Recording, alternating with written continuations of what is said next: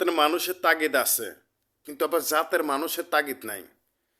নবী নিজে বলেছেন সালাম দেওয়ার আগে ইমাম মেহেদির 2 তাসবিরে বলতে হয় ইয়া রাব্বি কুমা সালামান কাবলুম্মে রাব্বিরাহিম। আবার বাই মিরে সালাম ঠেকানোর আগে বলতে হয় আজমি মিনা নারুকা ইয়া রহমাতাকা ইয়া জাবাকা বিল কুফুরি মুল হকি আজাব বিন নার। আল্লাহ তাআলা ঈসা রুহুল্লাহতে একবার থাকেন না, কিন্তু ইমাম মেহেদির কাছে 2 বার থাকেন। এজন্য যে ব্যক্তি ও জাতের তার কাছে নিয়ত সহিভাবে থাকে, আর যে ব্যক্তি জাতের না তার কাছে নিয়ত কখনো টিকে না। যদি তাই না হতো সলাইমনের কাছে কোটি কোটি মানুষ, কোটি কোটি জিনপুরি বাদশাগিরি তার হুকুমে সব কিছু ইশারা হতো, কিন্তু 2 তাসবিরে খাতিরে ইমাম মেহেদির কাছে কোনো জিনপুরি থাকে না, কেননা সরাসরি 4 মুনকার থাকেন। এর জন্য আল্লাহ তাআলা তাকে প্রতি মুহূর্ত অগ্নি পরীক্ষার ফান্দে ফেলেন। ঈসা রুহুল্লাহর এক তাসবিরে জাতিতে আদর্শ রয়, কিন্তু সলাইমনের 2 তাসবিরে কখনো তাসবির হয় না। এর জন্য আল্লাহ তাআলা বলেছেন রাসূলকে ইয়া হাব্বুল্লাহি আন হাব্বুলান। রাসূল জবাবে বলেন হাব্বুল ইনাল্লাহি ইনাল্লাহ আমানাহ আন।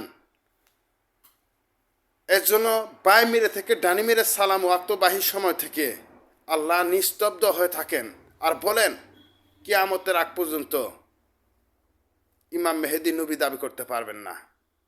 যদি গাছের ভিতরে জাকারে নবী জাতের হয় ও জাতের হয়, সে কখনো নবী সাধ্য নাই।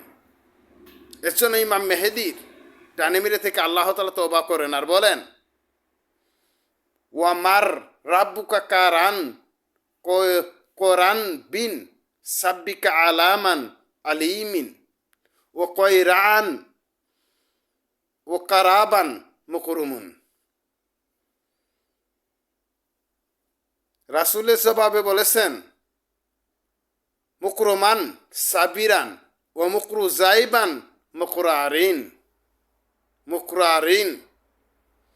ঈসার বাইমেরা কান্দ থেকে ঈসা রুহুল্লাহ তাসবির পায় না, কিন্তু ইমাম মেহেদি টানিমেরা কান্দ থেকে তাসবির পা।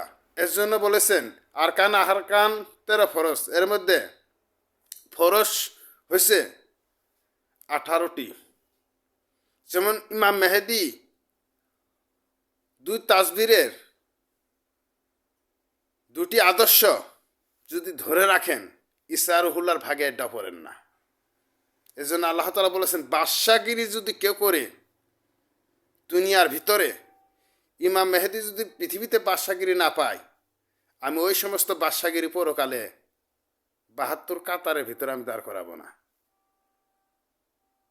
এজন্য হাদিস শুনলে পরে কিছু সময় নাউজুবিল্লাহ বলেন, আর কিছু সময় হুশেও এ কথাগুলো টস করেন। আল্লাহ তাআলা বলেছেন না ওয়া নাউজুবিল্লাহি মিন শুরুরি। রাসূল উত্তর দিয়েছেন রাসূলান শাহাদাতান শুরুরি হুসুরিন ও শুরুরি হুসুরান। যে আমি, আল্লাহ নিজে বলেছেন আমি ইমাম মেহেদির কান্দের ভিতরে থেকে সরাসরি তাকে আযাব করি। আর রিসাউহুল্লাহকে তাদবীর এবং তার ওয়াক্তবাহী আল্লাহ থাকে না, কিন্তু সলাইমনের ক্ষেত্রে ওয়াক্তবাহী থাকে। কারণ আল্লাহ তাআলা মসজিদে নববীতে আকসাতে রাসূলকে তাগিদ দিয়েছিলেন, কিন্তু রাসূলের পিতা কোন জায়গায় আসবেন, কোন আকসাতে আসবেন, সে কথা উল্লেখ করে বলে নাই। এজন্য ঈসা রুহুল্লাহর সময় তার বাই মেরে থেকে ডানে মেরে তাসবিরে আল্লাহ তাআলা নিজে বলেছেন ওকারামান কারিমিন মুকরামান মুকারে। যে ফিলিস্তিনি কেন পৃথিবীর কোন জায়গাতে ইমাম মেহেদিকে দেখা যাবে না। কিন্তু ইমাম মেহেদির নৈতিক অধিকারগুলো, ফলনগুলো বাই মিরে থেকে ডানে মিরে শুদ্ধ করে যে বলবেন, সে জাতির উত্তম সম্মানের একজন পুরুষ। তাকে সম্মান কেউ করুক বা না করুক, উকুরা বান ফারিমে বাই মিরে থেকে ডানে মিরে যে বুঝবে, আর ডানে মিরে থেকে বাই মিরে যে বুঝবে, আদম আল্লাহ তুবু শয়তানা ও আবুদমিন, ও আদম আল্লাহ তুবু শয়তানা ইন আদিমিন। আল্লাহ তালা ডানে মিরে কান থেকে বাই মিরে কান পর্যন্ত, বায়তুল আকসা থেকে বায়তুল মুকাস দিস বলেছেন। এর জন্য ফিলিস্তিনির ভিতরে যদি কোনো অনাহার ব্যক্তিও যদি থাকে, এর জন্য দায়বদ্ধ থাকবেন ইমাম মেহেদি। কোনো রাষ্ট্রের ভিতরে যদি অনাহারে থাকে, এর জন্য দায়বদ্ধ থাকবেন ইমাম মেহেদি।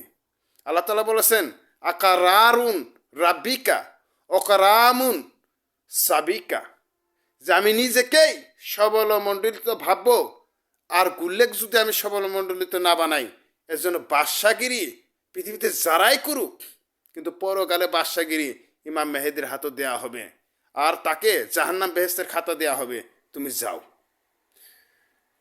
রাসূলকে জিজ্ঞাসা করা হয়েছেন, ইয়া রাসূলান আসহাবিন সাহাবা। রাসূল উত্তর দিয়েছেন, ও সাহামান সাব্বিরুম সুমাহা, যে সমাধান আপনি দিতে পারেন, আমি সমাধানে কিচ্ছু না। আল্লাহ জবাবে বললেন, সমাধান যদি আমি না দিতে পারি, আমি কোনো নবীর হাতে আমি খাতা দেব না, ইমাম মেহেদির হাতই দেব। যে পচা পায়খানার জন্ম নিয়ে আইছিলা, বাই মিরে হাতের মধ্যে আসিল আহমেদ, ডানে মিরে ভিতরে শহরের ভিতরে আসিল সাইডে মুনকার, বাই মিরে শহরের ভিতরে বিজলি, পিছন সানসিলা উল্লু সিমান উল্লাসা জামাতি লিমিন জামাতে।